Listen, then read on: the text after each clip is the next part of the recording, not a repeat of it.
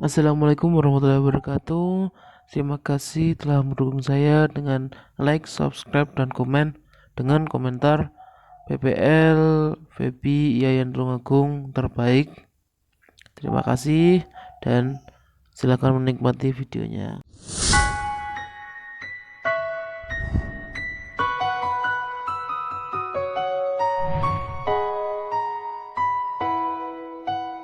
Sebelum saya mulai videonya, perkenankan saya untuk memperkenalkan diri.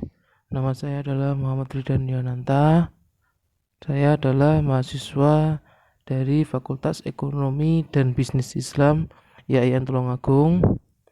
Saya kelas J dan NIM saya adalah 12402173433. Baiklah, dalam video kali ini saya akan menjelaskan tentang penelitian saya yang saya lakukan pada saat praktik pengalaman lapangan atau PPL gelombang 3 yang dilaksanakan oleh Fakultas Ekonomi dan Bisnis Islam dengan sistem pandemi. Jadi penelitian ini dilakukan selama kurang lebih 1 bulan, terhitung mulai tanggal 5 Oktober sampai 6 November 2020. Saya melakukan penelitian ini di UD Raffi Raffi, Desa Tertek, Kecamatan Tulungagung, Kabupaten Tulungagung. Alasan saya untuk memilih usaha tersebut adalah yang pertama, lokasinya hanya berjarak 100 meter dari rumah saya. Kemudian yang kedua, karena usaha tersebut sangat cocok dengan jurusan yang saya ambil, yaitu jurusan ekonomi syariah.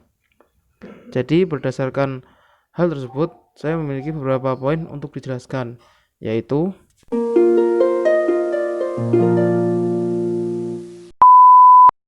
yang pertama adalah latar belakang dilakukannya penelitian. Jadi dalam masa pandemi seperti sekarang ini, perekonomian di suatu masyarakat khususnya di wilayah Tulungagung mengalami goncangan yang luar biasa. Banyak sektor baik ekonomi maupun non-ekonomi yang terkena imbasnya. Salah satunya adalah sektor usaha mikro kecil menengah atau UMKM. Di Tulungagung, tepatnya di wilayah Kecamatan Tulungagung, mayoritas masyarakatnya merupakan pelaku UMKM yang terdiri dari berbagai sektor seperti pertanian, perdagangan, industri, dan lain-lain. Jadi tidak sedikit pelaku usaha mikro kecil menengah yang ada di Tulungagung mengalami tekanan berat di masa pandemi ini, seperti menurunnya pelanggan atau pembeli yang membuat pemasukan yang didapat semakin sedikit, sehingga kesulitan dalam tengkulak barang yang akan dijual lagi. Jadi salah satu contohnya adalah UMKM di Desa Tertek yang bergerak di sektor industri kreatif, yaitu UD Raffi Raffi. Usaha ini bergerak di bidang industri kreatif dengan menghasilkan berbagai macam produk berbahan dasar bambu, kayu, kain, dan sebagainya yang bersifat artistik dan bernilai jual tinggi. Pemilik usaha ini dalam mendirikan usahanya itu karena merupakan bidang yang cocok dengan jurusan yang ditempuh semasa sekolahnya. Dan omset dari usaha ini tidaklah menentu.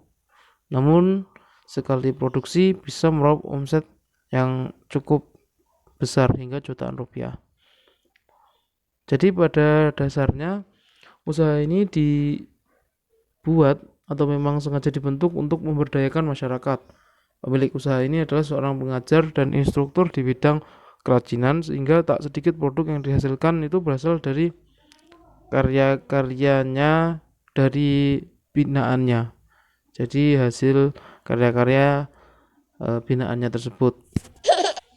Adapun kendala yang dihadapi oleh UD Raffi Raffi itu ada pada pengembangan strategi pemasaran. Dalam masa pandemi seperti ini, ketika suatu UMKM tidak mampu mengolah strategi utamanya dalam bidang marketing untuk agar tetap bersaing dan tetap eksis, maka usaha tersebut bisa rugi, bahkan bangkrut.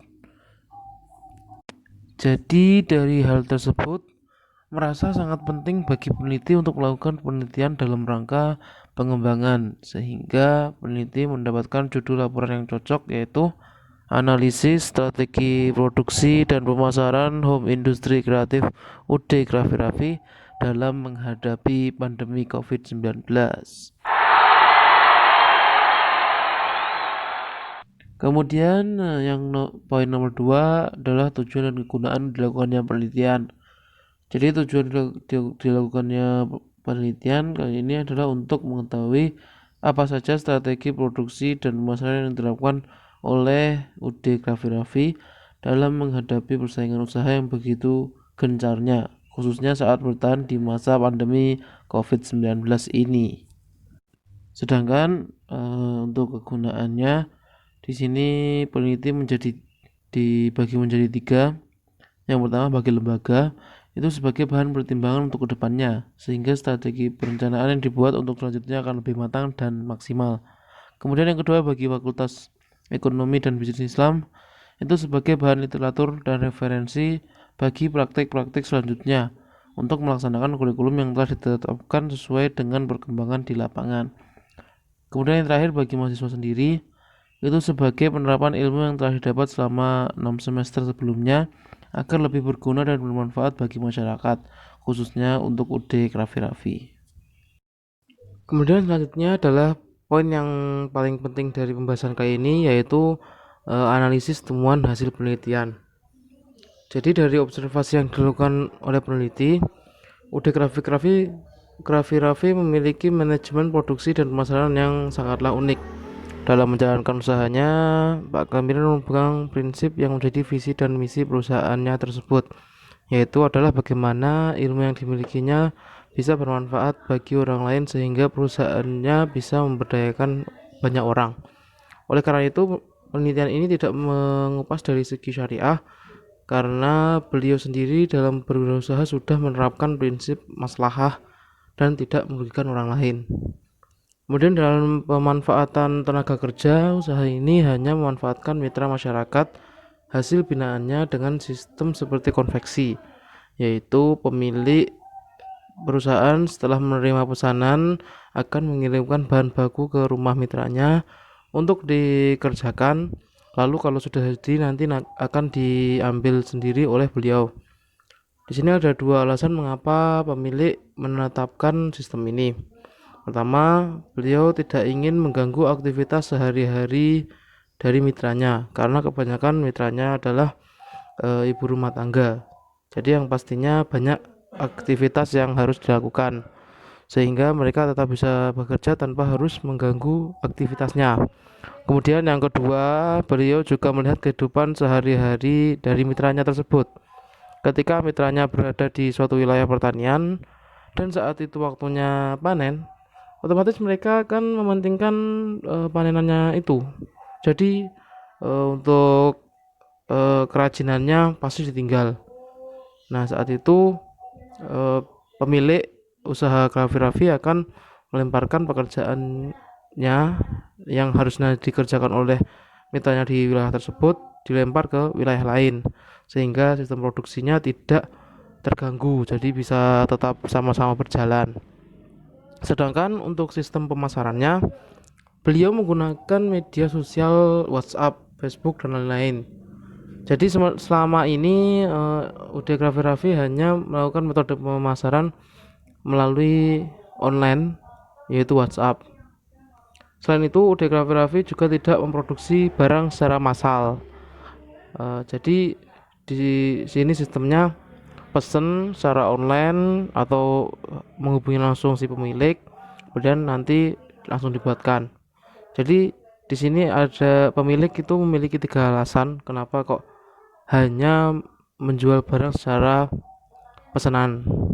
Itu ada 3, yaitu yang pertama karena tidak ingin produknya tidak cepat laku. Karena produk kerajinan itu terlalu memakan banyak tempat dan usaha ini tidak memiliki gudang yang luas, jadi nggak memiliki gudang yang besar untuk melakukan penyimpanan barang yang belum laku-laku.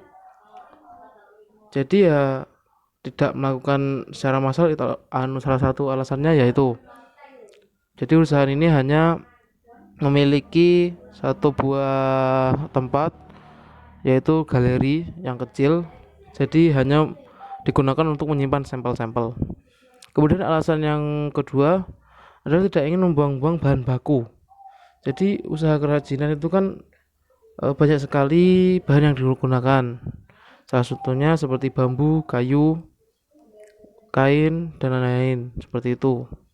Jadi ketika produk kerajinan itu tidak laku dan sudah terlanjur dibuat, pasti akan didaur ulang atau dibakar dan sebagainya.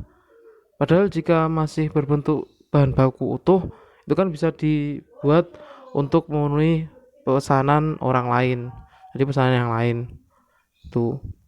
Kemudian alasan yang ketiga adalah ingin memiliki keunikan tersendiri dalam desainnya dan berbeda-beda setiap produksi, menyesuaikan perkembangan yang terbaru tanpa menggunakan desain yang digunakan yang telah digunakan yang lalu. Jadi intinya pemilik itu ingin desainnya itu terlihat eksklusif, jadi khusus. Kalau UD Grafi ini memproduksi barangnya secara massal, otomatis kan bentuknya ya itu aja. Tapi kalau secara pesanan atau harus pre-order dulu, otomatis kan desainnya itu bisa dibuat berbeda-beda sehingga lebih unik. Jadi seperti misal ketika eh, produk ini, misal usaha Raffi membuat produk besek misal, ketika itu dibuat secara massal kan yaitu bentuknya yaitu dibuat secara massal secara banyak kemudian dipasarkan. Tapi kalau dilakukan pesanan, otomatis bentuk beseknya itu bisa berbeda-beda setiap pesanannya. Jadi misal bulan ini menerima pesanan besek berbentuk kotak, berbentuk polanya itu zigzag gitu. Kemudian bulan depan dapat pesanan lagi besek juga, tapi dengan pola yang berbeda. Jadi ada keunikan tersendiri dalam produknya. Kemudian poin keempat dari penelitian yang ditemukan adalah poin kesimpulan.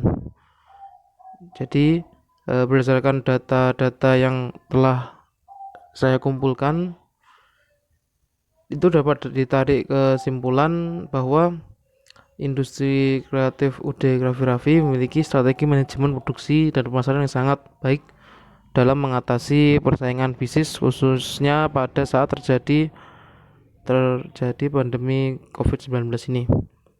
Hal ini dibuktikan dengan sistem produksi yang digunakan itu seperti sistem pada usaha konveksi yang telah disebutkan tadi. Jadi ketika pesanan datang, pemilik akan mengirim bahan baku untuk dikerjakan oleh mitranya. Jika menggunakan sistem ini kan otomatis tidak ada yang namanya beban tenaga kerja. Jadi bisa sangat menghemat, khususnya untuk perusahaan rumahan yang notabene itu sangat butuh tenaga kerja jika itu perusahaannya besar. Nah, kalau menggunakan sistem ini kan nggak ada beban tenaga kerja.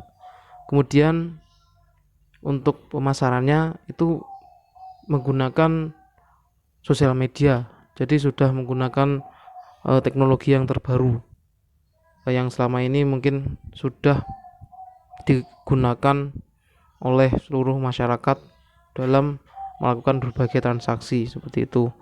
Cuman ya itu seperti WhatsApp, Facebook, SMS itu. Kemudian sistemnya itu pemasarannya itu sistem pesanan. Nah, dari sini kan perusahaan tidak perlu melakukan produksi secara massal sehingga tidak membuang-buang beban produksi. Jadi ketika suatu barang itu tidak lakukan, otomatis kalau seperti bentuk kerajinan otomatis itu kan dibuang, jadi nggak bisa didaur ulang kembali. Mungkin bisa didaur ulang menjadi bentuk yang lain, bukan kerajinan lagi, atau menjadi bentuk-bentuk yang sudah tidak bernilai seni seperti itu. Mungkin cukup sekian pembahasan yang bisa saya sampaikan. Jika ada kekurangannya mohon maaf. Wabillahi taufiq wal hidayah. Wassalamualaikum warahmatullahi wabarakatuh. Terima kasih sudah menonton. Dan jangan lupa like, share, subscribe, dan komen dengan komenan PPL Febi Yayan Tulungagung terbaik. Terima kasih.